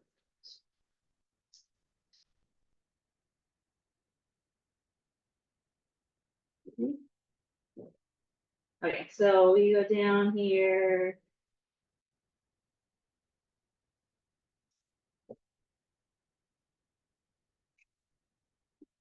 Okay, so it's goal 5. And we have, our goal was to maintaining and growing an effective and sustainable fundraising and developmental approach that empowers AKCS to fulfill its charter, vision, mission, and core values. So, our first strategy that we came up with was to explore options and develop a plan for expanding facilities, especially focused on instructional activity and parking spaces. And that's something that we're aiming for like 3 years from now, July of 2027. That one has a little bit of a runway. We can work on that. So, I'm just trying to make sure that this is the one that they sent me back for.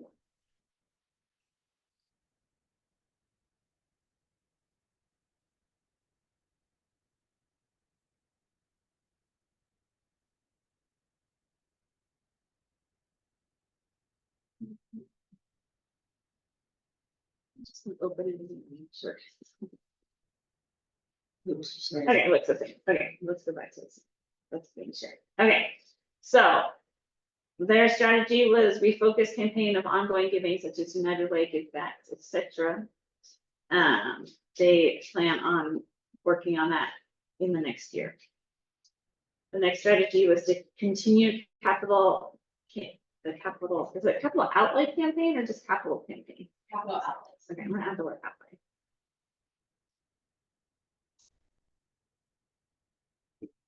Capital outlay campaign, so that's their strategy. And then expand giving opportunities for families. And that, I feel like that one could use a little more fleshing out. So we did talk about it at the Okay. foundation meeting, Mhm. and we just talked about how we didn't want to like give a specific because they need to explore how best to do that, and that's why it has a 2-year completion date on it, because right now they want to start kind of thinking about what those options are, because certain ways that people were able to give before, like Amazon Smile, don't exist anymore. So they have to have time to kind of explore what those Right. giving opportunities are before they know how they're going to expand it. So as the committee's going forward in that periodic meeting with the different Yeah. groups, that's where we could modify that. Yeah, or just make sure that we're following up with them over the next 2 years. Okay, and that was it. The blue one is equity. And Equity Council has not met yet to talk about their part of it. That's right. Okay, so any questions on, or anything we feel like foundation should consider further? I mean, there are other things in here that like have foundation, hopefully they looked at those. that They're You signed are- up for it. they're included in some of these, yeah, strategies. Who else is on the strategic planning committee, Jennifer? Aaron and Connie is currently on it, Okay. so Aaron will continue, but, so Aaron will for new members, I think you guys talked last month. Next month is when you get committee assignments, so please think about which committees you would like to. And if you're thinking of joining either the policy committee or the strategic planning committee, let me know so I can start talking to you about what are the kinds of things we need. What is our process to do that expression of interest and all that? You've raised your hand. What Like, you're so, going towards. at the meeting next month, we will have, these are our current committee assignments. Who would like to change committee assignments, who would like to join these committees. Like, it's just a once a year kind of thing, or every 6 months, I think, we're trying to review, make sure the committees are working. The current list is in Dropbox. Current list is in Dropbox. But with policy, you would want someone could show you interest, if they showed you interest now. It's not like I'm not moving. Right. Like, you can always email me. I probably am losing my AKCS email address at some point. So you We will can attend. decide when that point invited is. guest. But you might The need next to 6 find my months. personal email address. That's a good question. If I am not a council member anymore, is my personal email address preferable? I can leave your AKCS email account on and not deal with the transition. And I do plan, like, I have a drive, external drive that I plan to put all my documents on, and so that you guys have all the stuff that I have accumulated for the last 9 years. Getting We don't scared. want to hear any of that. Oh, yeah. We want you to keep But it I mean, driving. I have also, I don't know if I did it for strategic planning, I might have, but I have tried to create like, SOPs for how to do the jobs that I've been doing. And so those are also in the Dropbox, that you can look at to see like, so there is some sort of guidelines when I'm not here. So I'll say that policy by itself is probably not my forte in terms of the grammatical and structural side of things, but I think bringing discernment into how policy goes into action is something where I have a lot of interest. Okay, And so I actually would be interested in okay. that area, as crazy as it could sound. But Yeah, also, it does. just for me, like wordsmithing and those kind of things is. not- That's why it's like, I can help. But the good That's why thing it's is nice to there's have a other committee people of you more can than surround one. yourself with. And that's- Especially policy, we have always had a committee of at least 2 Yeah. council members on policy committee, because you need that back and forth to talk it through and think about it, and like, it's helpful, like, yeah. And I always believe in surrounding myself with folks who can bring that balance or make up for things that. Yeah. Just to make a stronger team, I also might. Have some parents who actually could bring that other. That would be great. So. So you are welcome to recruit a parent volunteer if you have someone that is really good at that kind of stuff. And I would say a lot of times how I created policy is I went and read a lot of other schools' policies and picked and choose the wording I liked best and made it fit. So I never really tried to start from scratch. Okay, so I think that's all I have for the strategic planning. So we'll get into old business then. Okay, And let me find that. Sorry. 9A is action on the 2024-25 governing council meeting schedule, which we sent out. I did the.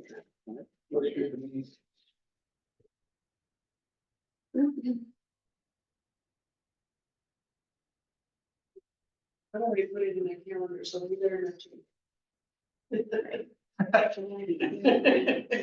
Yeah, me too. Oh, here we Here we go. go. Let me share. If I didn't do it right away. Exactly. All right, so I went with the third Wednesday, which I assume was what you guys continue to talk about, so. My only concern is we have spring budget and our last day with that is April 11th, and then GC is Not till April that 16th. Wednesday. So it's only really 3 2-ish days, I guess. Oh, so you haven't gotten enough time between when you get the information and. That's what I'm worried about. I mean, you can always have us, We I can would have a even special- recommend having a special budget meeting and getting your, like, doing it kind of like where you go through the budget in kind of depth and get the credit for doing that as a part of our trainings, for financial trainings. I'm pretty sure you can just do that every year because you're learning about your budget. Right, I'm talking about where we go over the budget, and you guys approve like salary schedules and all of Right, that, right. I'm worried about And that so what too. I'm saying, like, if you had a separate meeting where it was a 1.5 to 2 hour budget meeting, then you could get 2 hours of financial training from that meeting and get it all done outside of a regular meeting. But But not the they're approvals. concerned, right, because your stuff You is, can have, you can have, as long as you do an agenda. Yeah. And put that as the yeah, agenda. not It's the training but for the this. training can be part of an open meeting. Doesn't have to be a special thing. You're I'm just saying, about it. yeah, So. but have it as a separate meeting. March, are you talking about March? Laura? April. April, okay. You're- Well, in you're March thinking- is spring break, Okay, so we have to look at that one too. so there's 2 ways to deal with that. You can either deal with it now, or you can deal with it in February. I would recommend you deal at least with the March one in February so that people, or even January, so that people know their schedule. Because, It's so far out. it seems like a far out, but that this is when we will have our regular meetings, and if we need to adjust them as is going forward, that as long as you give 72 hours before the meeting, you know, is scheduled to be here. Fine. But as of right now, we would know that March and April. So I would recommend keeping your April meeting and scheduling an additional meeting around the 24th. Based on what she needs. Said April was too early. No, so the problem is that she gets her information 2 days before you have her meeting, and she's not gonna be able to create her budget in 2 days. 16. So you push it, well, have a special meeting the next week and just have budget. And you go in depth into the budget more than we usually do in a regular meeting, because we don't have time in a regular meeting to go that deep into the budget. Didn't we do this last year? Never? We tried to do it, yes, yeah, and I think that's a good way going forward, you guys. We I did did a like- training before the budget, the one that we We did. did, it was in February or Yeah. something. Mhm. Right, And but if we we got mod- another hour of training for doing that budget only meeting. Yeah, we did. And if we modify these dates, we'd have to approve it next time. No, it's just you are going to change, this is your regular schedule, and you're going to alter your regular schedule, which is perfectly legal, as long as you post it 72 hours. Yeah. I mean, I'm okay with making the changes as we go. I mean, March and April, you could also just like add 7 days. To shift them out of, Yeah. I don't know if you, yeah. Let's do that. Okay, so I'm gonna make a motion to approve the 24-25 regular meeting schedule. Any further discussion? Any questions? All those in favor, say aye. Opposed? Motion passes to approve the 2024-25 governing council meeting schedule as presented. Now we have discussion on charter renewal. Is there anything to share?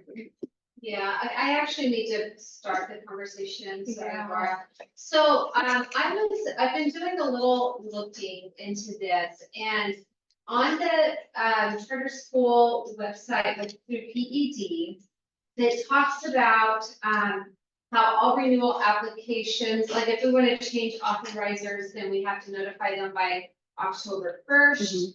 And then, let me see, we actually get the correct wording here.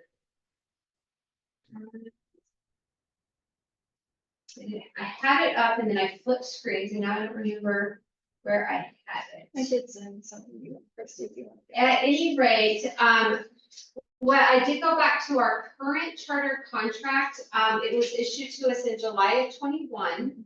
So we are currently in the 4th year of our charter contract. And when I pulled up the application, on the, the charter school website. There's like a whole like process and everything in here. And it talks about the timeline and how applications are due October 1st, and then they let you know by January 1st. I think one thing that I just need to, I feel like we really need to clarify, and Rhonda may know this because of experience with other schools, is if we have to notify, if we want to make a change in authorizers, if we have to notify by this October 1st or next October 1st. Year, right? It's in the 5th year, right? Is it till next year? Yeah. If I'm reading that Yeah, correctly. that's what degree for. Yeah, you're in the fourth. Right. So my only concern is that Missy sent us the heads up that if we wanted to do something, we needed to do it by this October. But was she thinking that we were in our 5th year already? Like, what was she basing that off So, of? and we got the approval, and I don't know how it goes in, but we got the approval from AKCS in December of 2020. For 2021 though, Right. to start in 2021. So we would, but that would mean that we'd have to get our next approval in December of 25 to start in 26. Right. And I'm thinking that what the state wants you to do is a whole year in advance, tell them that you're gonna do this. Which is, Risky. which is a lot, but that was my understanding, and I can try and find an email from. Yeah, I have Because I don't the email from Missy. She says, if this is the same one you're talking about, it came through in May. And it said to do before June 30th, get all of your family and staff signatures, complete board training, have the business manager start on part C, gather all of your facilities documents for part D. And the whole email is just called renewal follow-up. Yeah, And then she sends like renewal application training Mhm. PowerPoint to us. But I was actually confused why she sent that to us to start. I with, mean, so because I- we're not even with so CSC. I responded and I said, just to be clear, we were renewed in the fall of 2020, which means our next renewal would be in the fall of 25, correct? And she says, that's my understanding, so that means that you have to apply this fall. So it might be Is that she like we the person need in that- charge of? she's renewals? she's the charter school education administrative supervisor. She's She's pretty on top of it. Yeah, she doesn't give you any bad information. But maybe someone should have a phone call with her. So that's like soon, like super soon. Yeah. Then are Right. we ready to make that decision? No, I mean, we have information to help you all make a decision, but I don't think it's anything definitive. If we're close to that at this point. And I really feel like you need the two missing council members in on that discussion. Yeah. Absolutely. We've kind of talked about it periodically. Right. And might it be a good idea, might it not be a good idea, but we haven't really sat down and really focused on it. But Because- do you have to have like other information in by October, or is it just your Like intent? your intent, like a email saying this is what we intend to do, or is there like a portion of the application or is the whole application due by October 1st? So it sounds like a good thing to do would be call and ask. Yeah, and I know our application is not due October 1st of this year. It's not due till next year. Just the It will be accepted as the intent. They'll follow the same guidelines. It's not like they can make up their own rules and then these are statutes. And maybe Okay. my wording was not good, that we were approved in the fall of 2020. Oh, And so that might make her think that that was the start of our charter year, and that could have been like, a miscommunication between us. okay. So that could be the answer. I mean, we were off the first time that we were trying to do it. We thought we had to do it in 19. Yeah. But we didn't have to do it till 20. Well, I think we're always a little worried that we're gonna miss Yeah. it. Yeah. So I think a follow-up phone call to Missy is good. I'm happy to do that. I think based on everything I'm reading, that we have a little more time to make the decision. That's what I'm thinking. Yeah. And what would even count as your intent? An email? Is there like- No, I think there's a form. Like a one pager? I'm sure there's. High five? Other than four. Yeah. High five. Take it back. But it probably is something that we should still be looking at throughout the year. Yes. Different reasons to not get Absolutely, absolutely. Yeah, so I think if we could leave this definitely on the agenda for next month, just in case. And get that Right. clarification. And then I'll get some clarification, so, and then whatever, and if we get clarification that it is by this October, we may need to have a special meeting just to really go in depth with that conversation. We have a full year, might be worth it to create a committee. I was just to gonna really say start digging into stuff. And next month would be a great time to do that. You know, pros and cons, Yeah. going to PED or staying with The ABS. questions we can Because answer. a lot went into our last decision and there have been lots of change since then, so it's not gonna be the same considerations. The one thing we talked about last time with the bus, it's so if we did switch seats, then you'd have to start all over again. Yes, we was. Yes. I don't even know we could get a bus at this point. Right, especially with everything that's going on Yeah. right now with Ferrera. Well, maybe they break that contract. Right. They, yes. Right. We should talk to them about that. Well, I was wondering if APS gets their buses back, does that mean they have a bus service in the morning? That's like like twelve drivers too. Yeah. I mean, that's true, but like, part of it is the physical bus, and apparently Carrera is holding a bunch of buses hostage, for lack of a better What the term. exact number was, but it It was was like 20 or- staggering, yeah. 18 or 20, yeah. Mhm. How do you guys all know this? It's in the paper. Yeah. You young guys. I didn't see it on Twitter. It's last week sometime, I mean, it was after August 9th, because that's when I got back from town. So sometime last week. Last week. Sometime last week, I probably still have it. It was on the front Send page. it. Yeah. I can find it on this. So I did, No, so on that's on the PED webpage under renewal applications, it says charter schools in the final year of their contract have the option to seek renewal from either their local chartering authority, or the Public Education Commission as the state chartering authority. All renewal applications must be submitted to the selected chartering authority by the first business day in October. Of the That's final another year. year from We have now. another year. So we. And that's what we originally thought until Missy sent us, I know, it's and we're like, wait, what? right. So I'll send her I'll Yeah. call her and have Yeah. a conversation and I just think that's the best follow way. up. So that gives us some time to really Get a committee together. analyze this. So, I would motion, I would suggest, and there's no motion necessary, I would suggest in terms of time, and our time and the evening times, that we postpone looking at these numbers until next month. Unless you're gonna have that call with Missy, unless there needs to be a special meeting. Then we will have to have a special meeting. Okay, Does anyone object to that? I don't think we need a motion. I don't think we have a We don't have to, but- We'll just put it on the agenda for next time. Yeah. Christie will follow up. Let me, And then we have action on additional check signers, and we did talk about check signers last month. yes, and you tabled that according I to the think- I think- recording. Dominic, did you volunteer? I've already. You're I've already- already checked something. I don't remember exactly why you tabled it, but I don't think, Very- Tabled it because elections were coming up.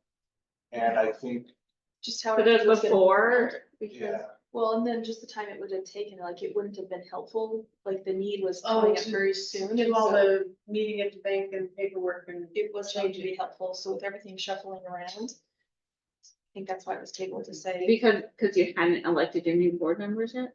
Cause I put in the wrong spot on the, like, I'm sorry, I have to say, I listened to the meeting at double speed. So I was really trying to like, Some of it have to do with separation of duties and depending on like, well, we Oh, on committee, so you want to table it one more time until we have committee assignments? Yes. Okay. Because right now we've got Dominic, you, Mariposa. No, she's not. No, she's. No, Because she's on the, just- she's on just the the two audit of you. committee by Yeah. default. Just the two. Yeah. We could make it one more month? Oh, yeah. Okay, We're fine. okay. Okay, good. All right, Yes, wait, who else is? I'm a current secretary. Okay, yeah, we're good. and you're still, I'm available. We- all right, so let's, Christie found a way to get a hold of me, so. let's do item number 10, new business, state of the school yearly address. Okay, I'm just reminding you that it's one of our strategic goals to Yes, have it is. these. Yes, that's where I'm gonna leave it. So in the last couple of years, Yeah. it has been held in September. Yes. Did we do it in curriculum night last year or? No, last year we did a brochure that we put out for curriculum. For curriculum night in preparation for that. The previous year, we actually live streamed it. The previous year. Yeah, we did it on. We did it, we Yeah. did it on Zoom. I don't know if we did it. It was once or not, twice.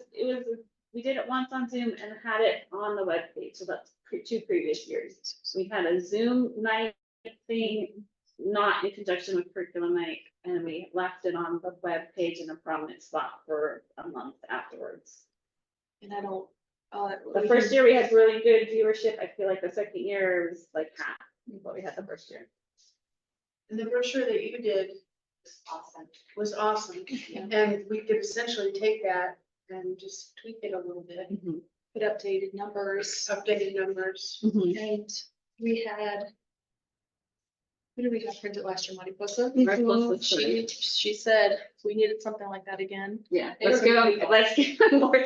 More time, more time than, yeah, day and a Well, half. curriculum night is September 12th. 12. So if you're wanting it for curriculum night, then that's, you wanna have it to, for probably a few days before that. Yeah. So we can ask her if that's an opportunity this year, Yes. because if not, it's very pricey. So if we can have dig up last year's. Yeah, so I believe I made it in a program called Canva.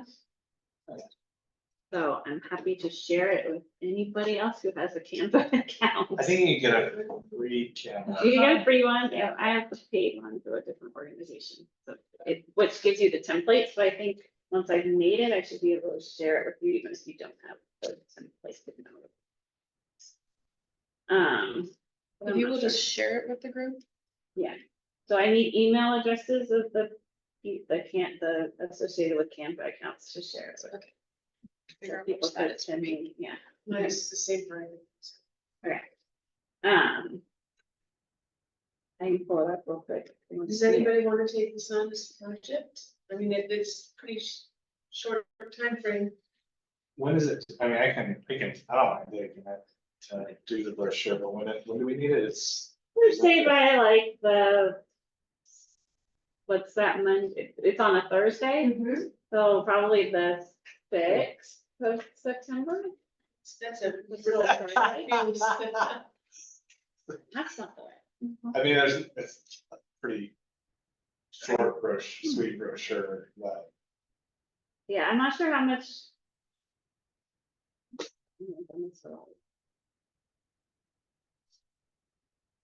I'd have to look at it again, I'm not sure, but Here it is. how much there would be, to modify it. So here it is.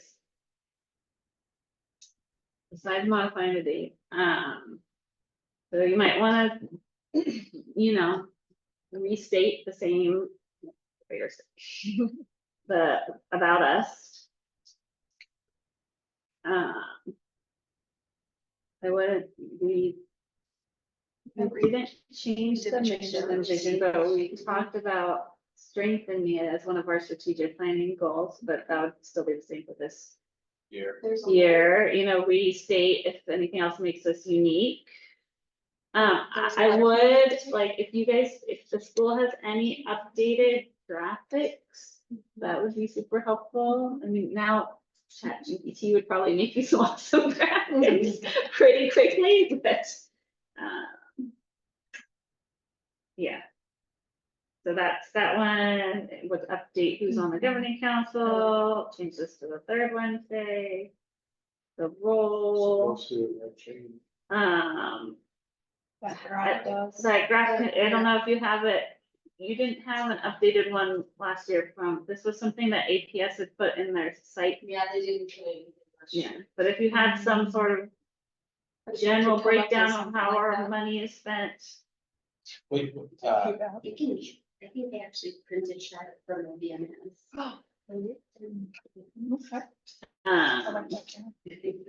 You'll get that to you.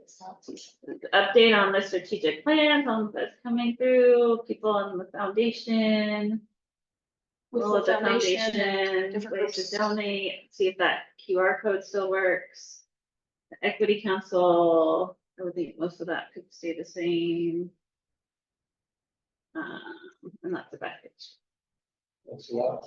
Was there a letter from Monty That's a lot of That's that first about That was okay. Yeah, I don't mind taking it, but so we need a print on September 6th. I would have it, I would have a goal of having it done by September 6th, so. Well, my next concern is, I do believe last year we approved it. Which would make precedent that we would need to approve it again as a council. Can we do it email? No, so it has to be in an open meeting. Did we approve it last year? I think we approved the fact that we weren't gonna do it in person. Hold on. Why do we need to approve it? Because it's a written statement from the council effectively, and that we thought that should be approved by the council, so let's check. So I want drop off. after curriculum night, when is the next big? Probably not till November 1st, and that would be like Blue Dash type thing. Because if we had it printed, would it be like an inconvenience What to if have what teachers? if we have the hand goal them of out to having say it, that what if we have the goal of having it ready for parent-teacher conferences in November? Yep. Oh, Perfect. that's And really that's good. something the parent, that the teachers can hand and say, this is information about our school, and that gives people. And we know it time gets to, like, everybody's actually look. hands because they don't skip, most of them don't. Yeah, we have like a 95+% Yeah. attendance rate and that way, so I kind of like that idea. Because other schools like just mail it out. I mean, Yeah. I don't wanna mail it out because it's very expensive. Yeah. But But I think if you if we had it at parent-teacher conference, I think that's your best bet. I think this year too, I would really encourage you guys to have opportunities to interface with the public. And I know it's been incredibly frustrating for me that the public does not want to interface with me. But I think the more that you can interface with the public, the better your decisions will go over, because you have asked for input, whether or not they've given the input, at least you have asked for it.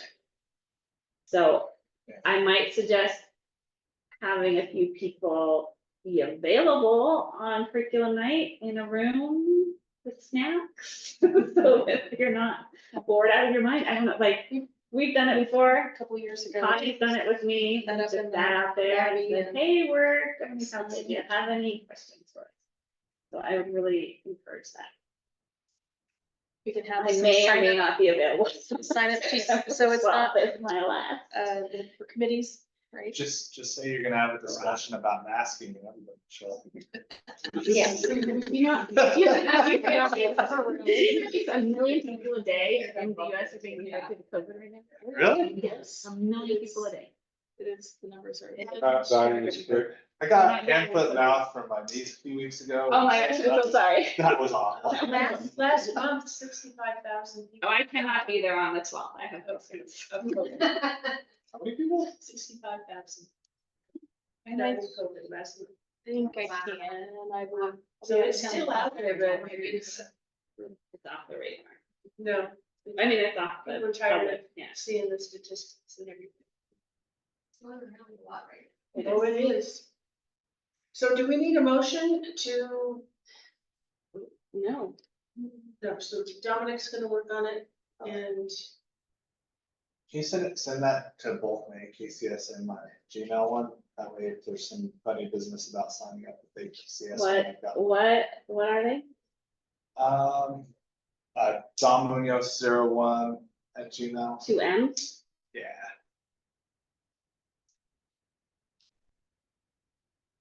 And I don't know the AKCS one, just, It's just your first and last name at akcs.org. there we go. Out next with C. My C is like hair trigger, it like gives me lots of C's all different, so.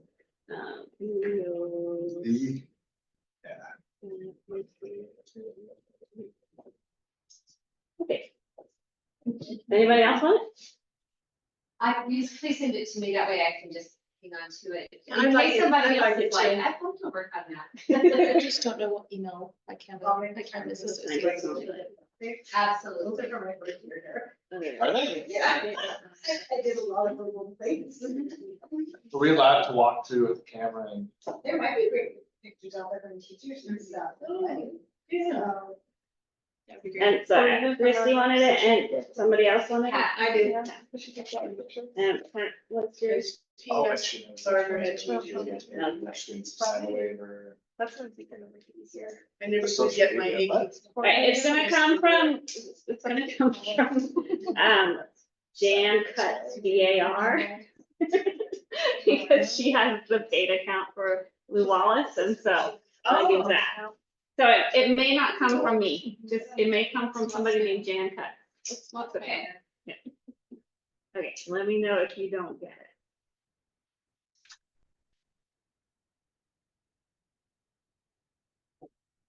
Yeah, jancuts.gar. Or it might say Lou Wallace chapter in the city. Laws. See, I got it, yeah. Perfect. Okay, so I'm done with that. Alright, so it is 7:59, Are we going and to? we're going into executive I session. gotta shut everything down, so Yes. let's make sure. Let's see. And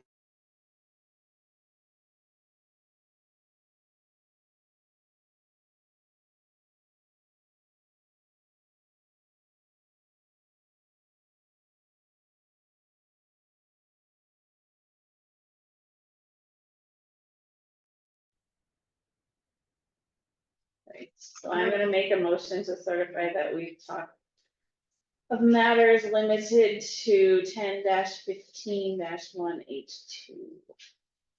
you actually taken. And, yeah, and no action was taken, thank you. have a second. Second. All those in favor? Aye. So at 8:32, we come back into public session. Can I just, before we adjourn, I just want to put it back out there. The president at Explore Academy put together a presentation on Robert's Rules of Order that he gave to the charter conference thing that happened in June. And he is willing to come and give it to you, to us, to you, if you would like him to do that. So please just let me know and I'll get that set up. He's great. He came to one of our meetings one time. And he's really good. Would Missy give us credit for it? Probably because it's already been approved as a training, and so it probably is open meetings, and you can all get your hour of open meetings. And it will be an hour session. It's an hour, it's a, yes, I think you get, because he gave it as an hour presentation for the 1 hour credit for that. You got the dates. I can ask him if he wants to come to any of those dates, yeah, sure. Would schedule If it's an hour though, would we put it on, in a board meeting? Like an Maybe you extended could board start meeting? that board meeting at 5 that day, let's start a little earlier. Or would it be worth it to everybody to have a separate? Well, it depends on what's going on. You know, like we're in 3 hours right now. Well, that's what I'm saying. And we have, It's great. we've had other issues like the 180 days stuff, whatever, but normally we don't go 3 hours. I think we wanted to be on there for 4 years. And if he didn't want to have it in person, He would could you do do a it, Zoom you in? could do it on and Zoom. do You a could totally Zoom? do it on Zoom. at whatever time Yeah. and get an hour worth of credit? That works. So think about it, we'll pick I think a it's a couple great of idea. times next month, or I'll put a couple of times out on email, I don't think that has to be the meeting when we decide to do it. No. So, we can try and, I'll ask him for a couple of times he's available, and we'll see who else is available those times. Okay. Cool. Alrighty, are there any other pieces of business before we adjourn? And may I have a motion to I adjourn? move we adjourn. At 8:35. I'll second that. All those in favor? Aye. Those opposed? We are adjourned at 8:35.